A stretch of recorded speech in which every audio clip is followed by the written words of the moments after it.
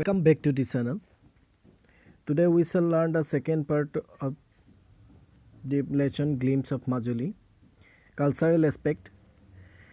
The island has been the hub of Assamese Neo-Vaishnavite culture initiated around 15th century by the revered Assamese saint Srimanta Shankardev and his disciple Sri Madhavdev.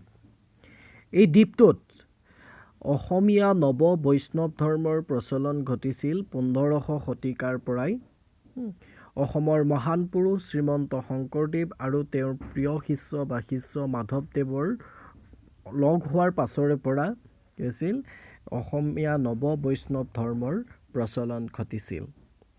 Srimanta Shankardev took refuge in Majuli and spent a couple of years in Belguri in West Majuli. Srimanta শংকৰদেৱে মাজুলীত পদাৰ্পণ কৰিছিল আৰু পশ্চিম মাজুলীৰ বেলগুৰি নামে ঠাইত কেইবছৰমান ধৰি বাস কৰিছিল। This great saint met Madhavdev at ধোৱাঘাট in Belguri. এই মহান পুৰুষজনে মহান ঋষিজনে মাধৱদেৱক বেলগুৰিৰ ধোৱাঘাটত লগ পাইছিল। This auspicious occasion of meeting of two saints, Srimanta Shankardev and Madhavdev, is known to as Manikanchan Sanjog. Sankardev আৰু মাধৱদেৱৰ এই গুৰু দুজনাৰ পবিত্ৰ মিলনক মণিকাঞ্চন সংযোগ বুলি কোৱা হয়। Majuli emerged as the crowning glory of Vaishnavite culture in the 15th century following the Manikanchan Sanjog. এই মণিকাঞ্চন সংযোগৰ পাছৰে পৰাই 1500 শতিকাৰ পৰাই মাজুলীখনত কি হৈছে বৈষ্ণৱ ধৰ্ম সংস্কৃতিৰ প্ৰভাৱ ঘটিছে। After this great union of Srimanta Shankardev and his disciple Sri Madhavdev, 65 satras were set up in Majuli. Sankardev আৰু মাধৱদেৱৰ মিলনৰ পাছত মাজুলীত 65খন সত্ৰ প্ৰতিষ্ঠা কৰা হৈছিল। Satras are monasteries where the Vaishnava bhakts perform rituals of the Vaishnavite religion. সত্ৰবোৰ হৈছে ধৰ্মীয় পৰম্পৰাৰে গঢ় লৈ উঠা কিছুমান ঠাই য'ত বৈষ্ণৱ ভকতসকলে বৈষ্ণৱ ধৰ্মৰ গুণগান কৰে বা গুণানুকীৰ্তন কৰে, বৈষ্ণৱ ধৰ্মৰ চৰ্চা কৰে। They live an ascetic life in the satras. সত্ৰবিলাকত তেওঁলোকে সন্ন্যাসী জীৱন যাপন কৰে। A typical satra is made up of several structures: নামঘৰ, মণিকূট, গুৰুগৃহ, ভঁৰালগৃহ, বৈষ্ণৱগৃহ, চাৰিহাতী, কৰাপাত, অতিথিশালা, নাট্যশালা, ভোগঘৰ। এখন পূৰ্ণাংগ সত্ৰ বিভিন্ন ধৰণৰ গঠনেৰে বিভিন্ন সৰু সৰু ঘৰ বা আশ্ৰমেৰে গঢ় লৈ উঠে। তাৰ ভিতৰত আছে নামঘৰ, মণিকূট, গুৰুগৃহ, ভঁৰালঘৰ, বৈষ্ণৱগৃহ, চাৰিহাতী, পূব পশ্চিম উত্তৰ দক্ষিণ, কৰাপাত, অতিথিশালা, নাট্যশালা আৰু ভোগঘৰ।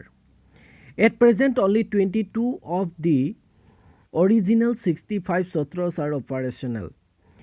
বৰ্তমান সময়ত মূল 65খন সত্ৰৰ 22খন সত্ৰহে দেখিবলৈ পোৱা যায়।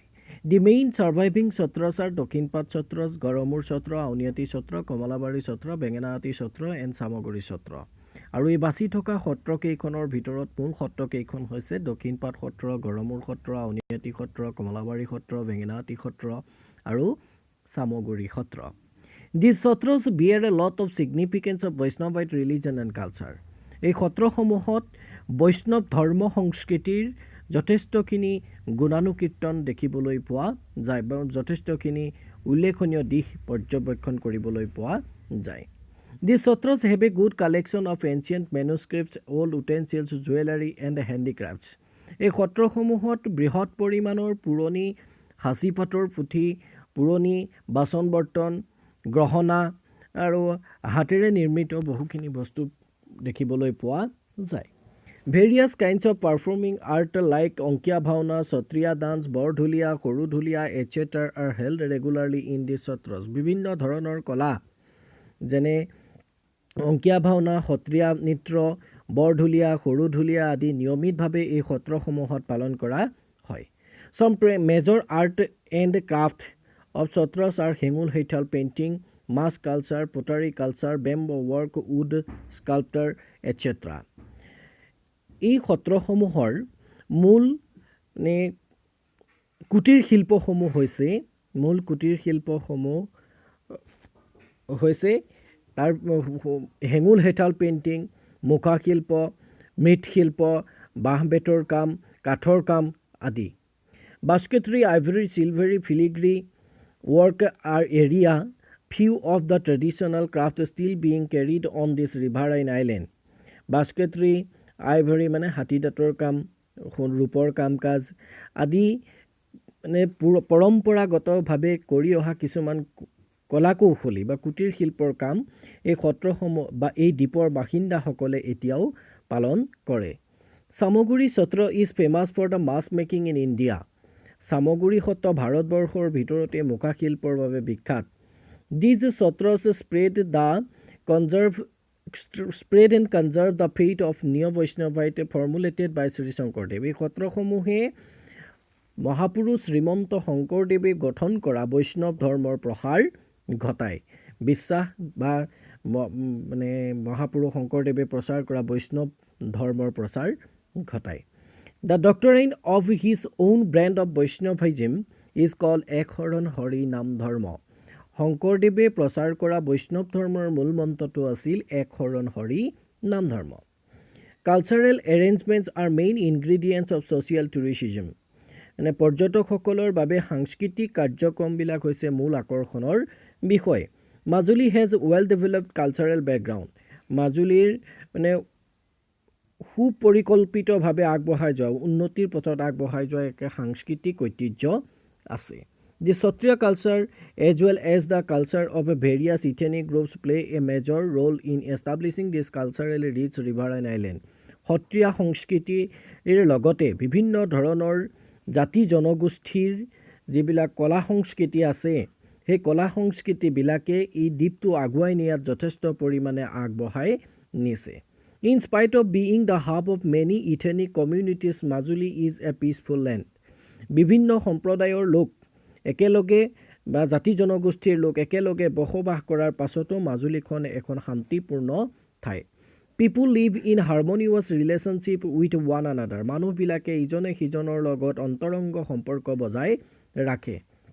Many communities live together in Majuli. বিভিন্ন সম্প্ৰদায়ৰ মানুহে একেলগে মাজুলীত বসবাস কৰে। Yet all of them have retained their own culture, language and lifestyle. যদিও তেওঁলোক সকলোৰে নিজা নিজা সংস্কৃতি, ভাষা আৰু জীৱন ধাৰণ পদ্ধতি আছে। This beautiful riverine island, being wetland, is a hotspot for flora and fauna, harboring many rare and endangered species including migratory birds like the pelican, Siberian crane and various species of storks. This beautiful riverine island, এই সুন্দৰ দ্বীপটো জলাশয় বা জলাভূমি হোৱাৰ কাৰণে বিভিন্ন প্ৰজাতিৰ পশু পক্ষীয়ে বিভিন্ন পশুকুল আৰু পক্ষীকুলেৰে ভৰপূৰ হৈ আছে আৰু বিভিন্ন দুৰ্লভ আৰু বিলুপ্তিপ্ৰায় প্ৰজাতিৰ আৰু পৰিভ্ৰমী প্ৰজাতিৰ চৰাই যেনে পেলিকান, চাইবেৰিয়ান ক্ৰেন আদি বিভিন্ন প্ৰজাতিৰ চৰাই চিৰিকটি ইয়াত দেখিবলৈ পোৱা যায়। Different wild geese and ducks are also found in large number. বিভিন্ন প্ৰজাতিৰ ৰাজহাঁহ, পাতিহাঁহ বৃহৎ সংখ্যকভাৱে ইয়াত দেখিবলৈ পোৱা যায়। The most fascinating aspect of this land is that it is free from pollution. এই ভূখণ্ডৰ আটাইতকৈ আকৰ্ষণীয় কথাটো হৈছে যে এই ভূখণ্ডটো প্ৰদূষণমুক্ত।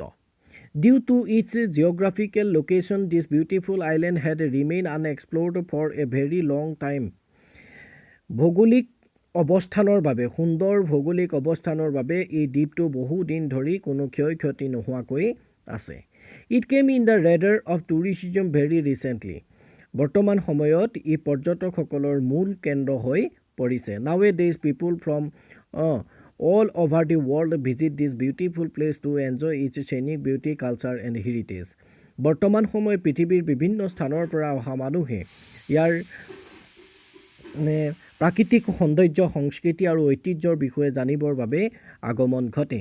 The Satriya culture has become the center of attraction even for the people of western countries পশ্চিমীয়া দেশবিলাকৰ মানুহসকলৰ বাবেও সত্ৰীয়া সংস্কৃতি এতিয়া আকৰ্ষণৰ মূল কাৰণ হৈ পৰিছে The saddest fact about this world-famous place is that it is under constant threat of being seized due to the extensive soil erosion on its banks.